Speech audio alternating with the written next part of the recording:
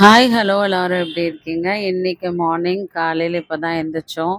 So ஏந்திச்ச உடனே coffee போட்டேன். நான் ப்ரஷ் எல்லாம் பண்ணிவிட்டு ஃப்ரெஷ்ஷப் ஆகிட்டு ஒரு சுட சுட காஃபி குடித்தா தான் மார்னிங் நல்லாயிருக்கும். ஸோ காலையில் காஃபி போட்டாச்சு. ஸோ டிஃபனுக்கு ரெடி பண்ணலான்னு எடுத்துகிட்டு இருந்தேன். ஸோ வீட்டில் கொஞ்சம் பாஸ்தா இருந்துச்சு. ஸோ காரமாக எதாவது சாப்பிட்ணும், ஒயிட் பாஸ்தா தான் பண்ணலான்னு நினச்சேன். பட் எங்கள் வீட்டில் காரமாக கேட்டதுனால இப்போ ஒரு பாஸ்தா பண்ண போகிறேன். டெய்லி இட்லி தோசை போர் அடிக்குது ஃப்ரெண்ட்ஸ். அதனால் பாஸ்தாவை நல்லா வேக வச்சு எடுத்தாச்சு. இப்போது ஒரு பேனில் கொஞ்சம் ஆயில் பட்டர் போட்டு வெங்காயம், ஒரு பச்சை மிளகா, கொஞ்சம் கருவேப்பிலை போட்டு நல்லா வதக்கி எடுத்துருங்க. நல்லா ரொம்ப ப்ரௌன் ஆக வேண்டியதில்லை. ஓரளவுக்கு வதங்கினதுக்கப்புறம் கொஞ்சம் லைட்டாக இஞ்சி பூண்டு பேஸ்ட், ரொம்ப போட வேண்டாம், ஒரு 1/2 ஸ்பூன் அந்த மாதிரி போட்டு நல்லா வதக்கி எடுத்துக்கோங்க. நல்லா வதக்கி எடுத்துட்டு இதில் ஒரு சின்ன தக்காளி ஒன்று ஆட் பண்ணுறேன். அதையும் நல்லா குழைய வதக்கி எடுத்துடலாம். ஸோ வதக்கி எடுத்ததுக்கப்புறம் நல்லா மசிச்சு விட்டுக்கிறேன். கொஞ்சமாக மிளகாத்தூள் ஆட் பண்ணுறேன். இந்த கடையில் வாங்குகிற மிளகாத்தூள் கொஞ்சம் ஆட் பண்ணாலே ரொம்ப காரமாக இருக்குது ஃப்ரெண்ட்ஸ். வீட்டில் மிளகாத்தூள் காலியாகிடுச்சு. ஸோ அரைக்கணும், அதனால் கடை மிளகாத்தூள் போடுறேன். கொஞ்சம் சால்ட் ஆட் பண்ணி அதையும் நல்லா மிக்ஸ் பண்ணிக்கிறேன். கொஞ்சம் வேணும்னா தண்ணி ஊற்றி கூட நம்ம இதை குழச்சிக்கலாம். அப்புறம் ட்ரை ஆனதுக்கப்புறம் இந்த பாஸ்தா, வேக வச்ச பாஸ்தாவை நல்லா போட்டு இதில் கிளற வேண்டியது தான். பாஸ்தா வேக வைக்கும் போதே கொஞ்சம் சால்ட் ஆட் பண்ணிக்கணும். அதில் கொஞ்சம் ஆயிலும் ஊற்றுனீங்கன்னா அந்த பாஸ்தா ஒன்றுக்கு ஒன்று ஒட்டாமல் இருக்கும்.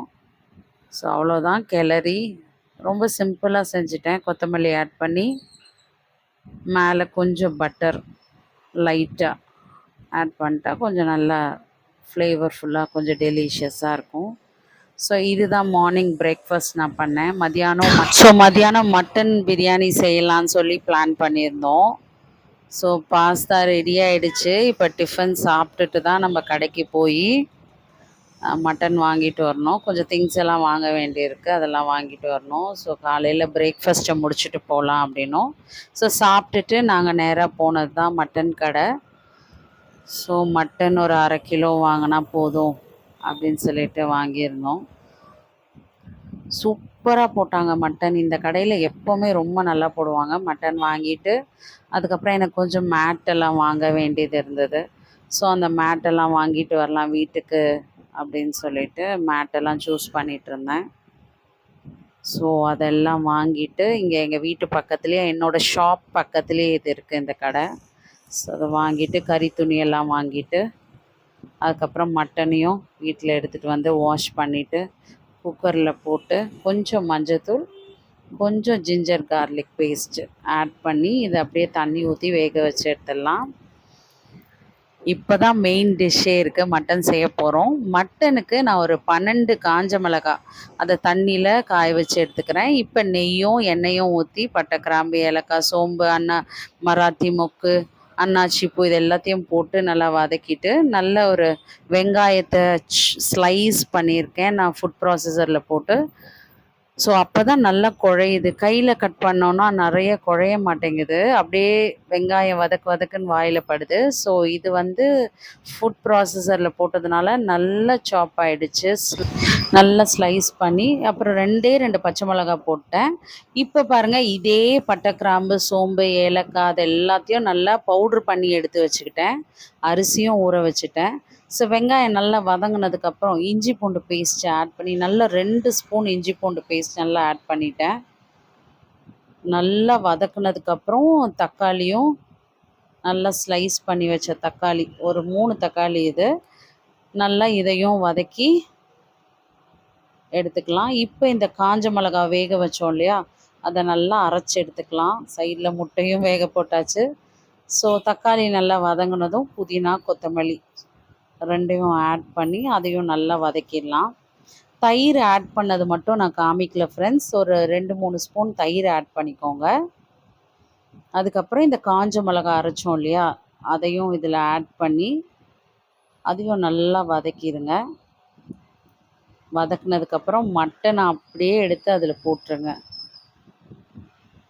மட்டனை போட்டாச்சு. ஸோ போட்டுட்டு நல்லா கிளறி விட்டுட்டு இப்போ வெறும் மிளகாத்தூள் கொஞ்சம், ஏன்னா காஞ்ச மிளகாய் அரைச்சி ஊற்றிருக்கோம் இல்லையா, அதனால் பார்த்து போட்டுக்கணும். அப்புறம் தனியாத்தூள் கொஞ்சம் போட்டிருக்கேன்.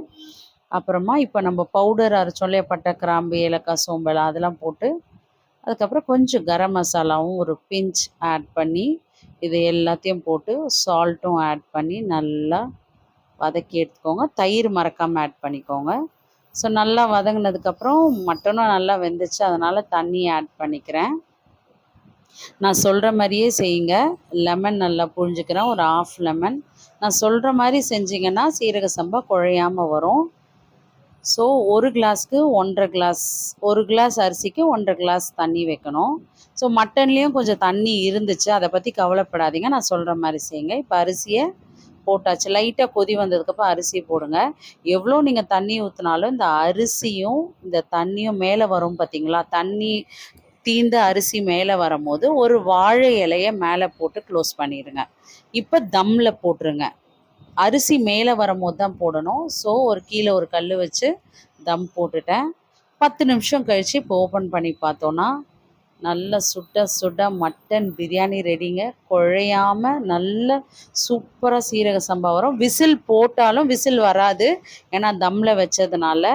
சிம்மில் வச்சு 10 மினிட்ஸில் எடுத்துட்டோன்னா நல்ல சூடான சுவையான மட்டன் பிரியாணி. இந்த மசாலாலாம் அரைச்சி ஊற்றிருக்கிறதுனால ரொம்ப டேஸ்ட்டாக இருக்கும். கண்டிப்பாக இதை நீங்கள் செஞ்சு பாருங்கள்.